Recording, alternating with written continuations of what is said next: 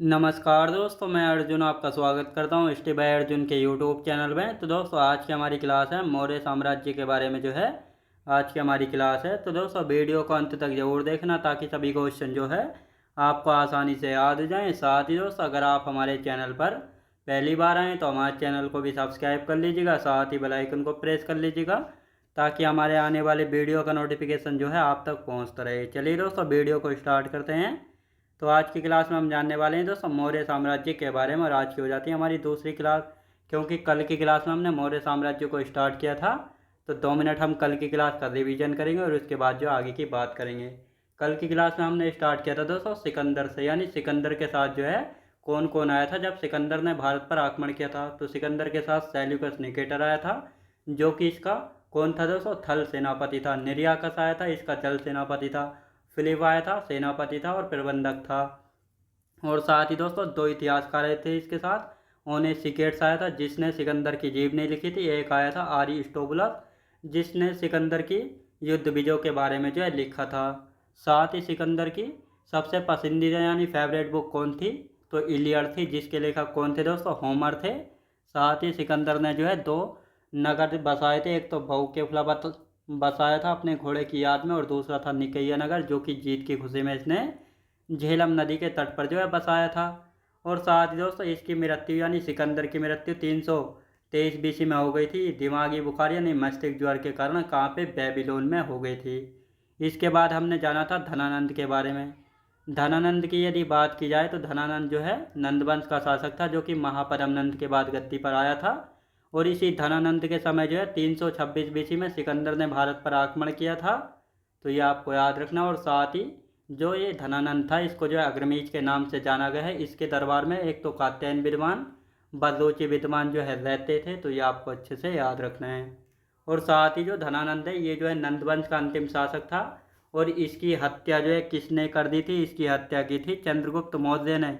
किसकी सहायता से, आचार्य चाणक्य की सहायता से जो है इस धनानंद की हत्या जो है कर जाती है। और इसके बाद जो है चंद्रगुप्त मौर्य एक नए वंश की स्थापना करते हैं, जिसका नाम होगा मौर्य वंश।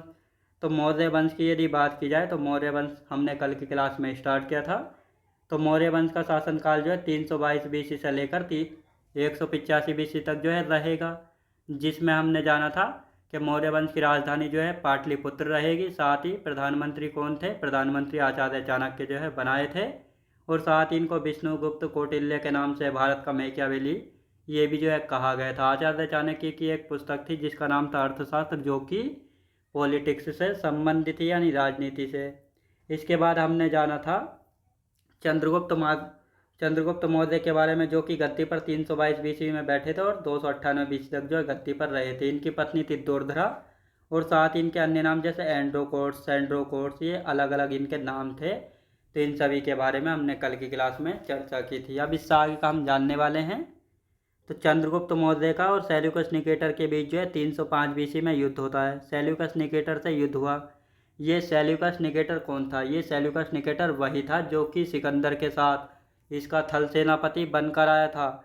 जब सिकंदर की मृत्यु हो गई थी तो सिकंदर का जो राजपाट था ये किसने संभाला था, इसी ने जो है संभाला था, सेल्यूकस निकेटर ने। लेकिन सेल्यूकस निकेटर ने जो है दोबारा भारत पर आक्रमण किया था, यानी सिकंदर का सपना पूरा करना चाहता था। लेकिन ये सेल्यूकस निकेटर जो है चंद्रगुप्त मौर्य से हार गया था।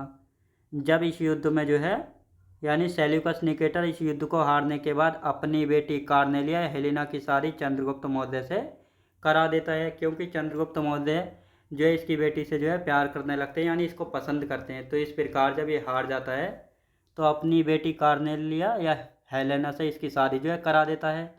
लेकिन चंद्रगुप्त मौर्य पहले अपने गुरु यानी आचार्य चाणक्य से कहते हैं कि मैं जो है हेलेना से शादी करना चाहता हूँ। लेकिन आचार्य चाणक्य कहते हैं कि तुमको जो है पहले एक वचन देना होगा कि जो भी संतान हेलेना की होगी वह तुम्हारे बाद शासन नहीं करेगी, यानी गद्दी पर नहीं बैठेगी, तभी तुम इससे शादी कर सकते हो। तो ये वचन दिया और इसके बाद जो है हेलेना से शादी की थी चंद्रगुप्त मौर्य ने। तो यहाँ पे शादी हो गई है।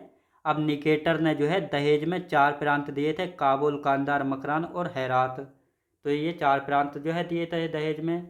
चंद्रगुप्त मौर्य ने सोचा ये तो बहुत तेरा उपहार में, तो इसलिए चंद्रगुप्त मौर्य ने निकेटर को 500 हाथी उपहार में दिए थे। कितने दोस्तों, 500 हाथी जो है उपहार में दिए थे। यानी जब दहेज में इसको 4 प्रांत मिले चंद्रगुप्त मौर्य को, तो इन्होंने भी जो है निकेटर को 500 हाथी उपहार में यानी गिफ्ट में दे दिए थे। साथ ही सेल्यूकस निकेटर ने अपने एक दूत मेगास्थनीज चंद्रगुप्त मौर्य के दरबार में भेजा था। ये क्वेश्चन कई बार पूछा गया है कि मेगास्थनीज किसके दरबार में आया था? चंद्रगुप्त मौर्य के दरबार में आया था। किसने भेजा था? सेल्यूकस निकेटर ने। और इसने जो है मेगास्थनीज ने पाटलिपुत्र के शासन प्रशासन को जो है अपनी पुस्तक इंडिका में जो है लिखा था। तो यहाँ पे लिखा है पाटलिपुत्र का शासन प्रशासन को लिखा था इंडिका में। और साथ ही पाटलिपुत्र को जो है इसने अपनी पुस्तक में पाली विरोथा के नाम से दर्शाया था। तो ये आपको अच्छे से याद रखना है। मेगास्थनीज किसके दरबार में आया था? चंद्रगुप्त मौर्य की। इसकी पुस्तक कौन सी? इंडिका थी, जिसमें पाटलिपुत्र के शासन प्रशासन के बारे में जो है बात की गई थी। तो ये आपको अच्छे से याद रखना है। अब आते हैं दोस्तों कुछ अभिलेख हैं, जैसा जूनागढ़ अभिलेख जो कि रुद्रदामन ने जारी कराया था। ये जूनागढ़ अभिलेख जो है किसने जारी कराया था? रुद्रदामन ने जारी कराया था। और इस जूनागढ़ अभिलेख में जो है सुदर्शन झील के बारे में जानकारी मिलती है, जो कि सौराष्ट्र गुजरात में है। इसका वर्णन मिलता है, याद रखेंगे। और इस सुदर्शन झील का निर्माण चंद्रगुप्त मौर्य के राज्यपाल पुष्यगुप्त ने करवाया था। और ये जो है संस्कृत में जारी पहला अभिलेख था। तो इससे भी कई क्वेश्चन बने। सबसे पहले जूनागढ़ अभिलेख किसने जारी कराया था? रुद्रदामन ने। और इस अभिलेख से किस झील का वर्णन मिलता है? सुदर्शन झील का, जो कि सौराष्ट्र गुजरात में है। इसका निर्माण चंद्रगुप्त मौर्य के राज्यपाल पुष्यगुप्त ने करवाया था। और ये जूनागढ़ अभिलेख संस्कृत में जारी कराया गया पहला अभिलेख था। तो ये आपको अच्छे से याद रखना है। अब यहाँ पे हम बात करते हैं, चंद्रगुप्त मौर्य जो है जैन धर्म के अनुयायी थे, यानी जैन धर्म को मानने वाले थे चंद्रगुप्त मौर्य। इन्होंने जैन धर्म की दीक्षा किससे ली थी? भद्रबाहु से। और ये वही भद्रबाहु हैं जिनकी पुस्तक है कल्पसूत्र, जहाँ से 24 तीर्थंकरों के बारे में जानकारी मिलती है। तो ये आपको याद रखना है। इसके बाद अपना सारा साम्राज्य अपने बेटे बिंदुसार के हाथों में सौंपकर श्रवणबेलगोला कर्नाटक चले गए। और वहाँ पर जो है चंद्रगिरी की पहाड़ी पर संलेखना विधि द्वारा अपने प्राण त्याग दिए। यानी चंद्रगुप्त मौर्य ने जो है जैन धर्म की दीक्षा ली थी भद्रबाहु से। इसके बाद जो है ये अपना सारा साम्राज्य जो है अपने बेटे बिंदुसार को सौंप देते हैं। और इसको सौंपने के बाद जो है श्रवणबेलगोला कर्नाटक चले जाते हैं। वहाँ पर जो है चंद्रगिरी की पहाड़ी पर संलेखना विधि या संतारा विधि के द्वारा अपने प्राण त्याग देते हैं। ये संलेखना या संतारा विधि क्या होती है दोस्तों? इसमें जो है जैन धर्म के लोग जो है क्या करते हैं, अपना मोक्ष प्राप्त करने के लिए जो संतारा विधि या संलेखना विधि द्वारा भूखे प्यासे रहकर जो अपने प्राण त्याग देते हैं। तो ये होती है संलेखना विधि। अब आते हैं चंद्रगुप्त मौर्य की मृत्यु, यानी चंद्रगुप्त मौर्य की मृत्यु के समय इनके साम्राज्य का विस्तार ब्यास नदी से सिंधु नदी तक था, नॉर्थ में हिमालय से दक्षिण में मैसूर तक था, वेस्ट में हिंदुकुश पर्वत से बंगाल की खाड़ी तक था, ईस्ट में। तो ये जो है इनके साम्राज्य का विस्तार था चंद्रगुप्त मौर्य के। तो ये आपको अच्छे से याद रखना है। अब यहाँ पे हम बात करेंगे प्लूटार्क एवं जस्टिन के अनुसार। प्लूटार्क एवं जस्टिन के अनुसार, यानी इन दोनों ने कहा था, प्लूटार्क एवं जस्टिन ने, चंद्रगुप्त मौर्य ने संपूर्ण भारत पर अधिकार कर लिया था 6 लाख सैनिकों के साथ। यानी चंद्रगुप्त मौर्य ने जो है संपूर्ण भारत पर अधिकार कर लिया था 6 लाख सैनिकों के साथ। ये किसने कहा था? प्लूटार्क एवं जस्टिन ने कहा था। तो ये आपको अच्छे से याद रखना है। तो इनके साम्राज्य का विस्तार पश्चिम में हिंदुकुश पर्वत से लेकर पूरब में बंगाल की खाड़ी तक था। नॉर्थ में कहाँ से कहाँ तक था? नॉर्थ में हिमालय पर्वत से लेकर दक्षिण में मैसूर तक था। तो ये आपको अच्छे से याद रखना है।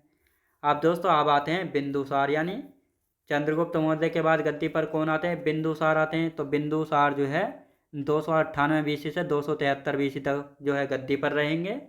इनके आदर्श ने अमित्र घात के नाम से जाना जाता है। और ये महाभाष्य में बताया गया अमित्र घात। और ये महाभाष्य जो है किसने? पतंजलि के द्वारा लिखा गया ग्रंथ है महाभाष्य, जिसमें बिंदुसार को अमित्र घात के नाम से बताया गया है। साथ ही बारीसार, भद्रसार या मद्रसार ये वायु पुराण में पता लगा है।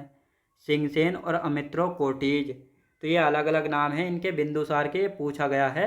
अमित्र घात, बारीसार, भद्रसार या मद्रसार, सिंहसेन, अमित्रो कोटीज, ये सारे किसके नाम हैं?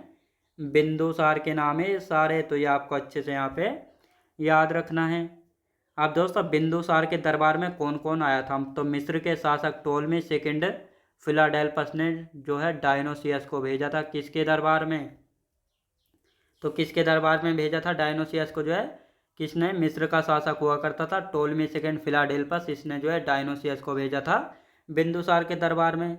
साथ ही सीरिया के शासक एंटियोकस प्रथम ने जो है डायमेकस को भेजा था किसके दरबार में, ये भेजा था बिंदुसार के दरबार में। तो ये आपको अच्छे से याद रखना है। आप दोस्तों यहाँ पे हम बात करेंगे तक्षशिला, यानी जब बिंदुसार जो है गद्दी पर था तो इसके समय जो है तक्षशिला में विद्रोह हुआ, और तक्षशिला में विद्रोह जो है 2 बार हुआ था। पहली बार विद्रोह हुआ तो इस समय जो है तक्षशिला का गवर्नर कौन हुआ करता था, सुसीम हुआ करता था, जो कि इसका बेटा था। यानी तक्षशिला पर जो है 2 बार विद्रोह हुआ था बिंदुसार के समय। जब पहली बार विद्रोह हुआ तो इस समय जो है तक्षशिला का गवर्नर था सुसीम, लेकिन इसका दमन करने के लिए जो है अशोक को बुलाया गया था, क्योंकि सुसीम से जो है यहाँ की स्थिति कंट्रोल नहीं हुई। तो तक्षशिला का विद्रोह दबाने के लिए अशोक को जो है भेजा गया, और इस समय अशोक कहाँ का गवर्नर हुआ करता था, अवंती का गवर्नर जो है हुआ करता था। अब दोस्तों यहाँ पर जो है ये जो है दबाने के लिए भेजा तो इसने जो है इसका दमन कर दिया था। अब यहाँ पे हम बात करेंगे बिंदुसार के जो है 2 पुत्र मुख्य थे, सुसीम और अशोक, और साथ ही इसके 100 पुत्र और थे। कहा जाता है दोस्तों कि बिंदुसार के जो है 100 पुत्र थे, और 100 पुत्रों में से जो है अशोक भी इसका एक पुत्र था। और अशोक जो है अपने 99 भाइयों की हत्या करने के बाद जो है स्वयं गद्दी पर बैठेगा। एक कहानी तो ये बताई जाती है, और एक कहानी दोस्तों इसी बात को लेकर कि किसी व्यक्ति के 100 पुत्र कैसे हो सकते हैं, इस बात को लेकर अभी तक जो है कन्फर्म नहीं हो पाया, लेकिन बहुत सारे इतिहासों का मानना है कि इसके इतने पुत्र थे। तो इसलिए हम इनको जो है अच्छे से पढ़ेंगे। अब यहाँ पे हम बात करेंगे बिंदुसार ने जो है अपना उत्तराधिकारी किसको बनाया था, सुसीम को बनाया था। यानी बिंदुसार जो है अपना उत्तराधिकारी यानी अपना अगला राजा किसको बनाना चाहता था, सुसीम को बनाना चाहता था। लेकिन इसके बाकी जो 99 पुत्र थे वो भी तो राजा बनना चाहते थे ना। तो इसीलिए जो है इन 100 पुत्रों के बीच जो है आपस में युद्ध होता है। 4 वर्षों तक जो है उत्तराधिकार का युद्ध होता है, और इस 4 वर्ष के उत्तराधिकार के युद्ध में जो है सम्राट अशोक जो है क्या करेंगे, यानी अशोक जो है अपने 99 भाइयों की हत्या करके जो है स्वयं गद्दी पर बैठेगा 269 बीसी में। यानी 273 से 269 बीसी तक जो है उत्तराधिकार का युद्ध चलता है, जिसमें अशोक जो है अपने 99 भाइयों की हत्या करने के बाद स्वयं गद्दी पर बैठेगा 269 बीसी में। तो ये आपको याद रखना है। और इस समय जो है इसका प्रधानमंत्री कौन था, चाणक्य था। याद रखें दोस्तों, बिंदुसार का भी। तो आज की क्लास जो हमारी यहीं तक रहेगी। अब इससे आगे का जो है हम कल की क्लास में जो है पढ़ने वाले हैं कैसे कैसे उत्तराधिकार का युद्ध होगा, और अशोक जो अपने 99 भाइयों की हत्या करने के बाद जो है स्वयं गद्दी पर जो है बैठेगा, और कलिंग युद्ध कब होगा, इन सभी के बारे में अच्छे से हम चर्चा करेंगे कल की क्लास में। तो दोस्तों मैं उम्मीद करता हूँ आपको वीडियो क्वालिटी कंटेंट वगैरह सभी कुछ आपको पसंद आया होगा। पसंद आया तो लाइक शेयर और सब्सक्राइब करना बिल्कुल भी ना भूलें। साथ ही दोस्त अगर आप हमारे चैनल पर पहली बार आए तो हमारे चैनल को भी सब्सक्राइब कर लीजिएगा, साथ ही बेल आइकन को प्रेस कर लीजिएगा, ताकि हमारे आने वाले वीडियो का नोटिफिकेशन भी जो है आप तक पहुँचता रहे। चलिए दोस्त अब मिलते हैं नेक्स्ट वीडियोज़ में।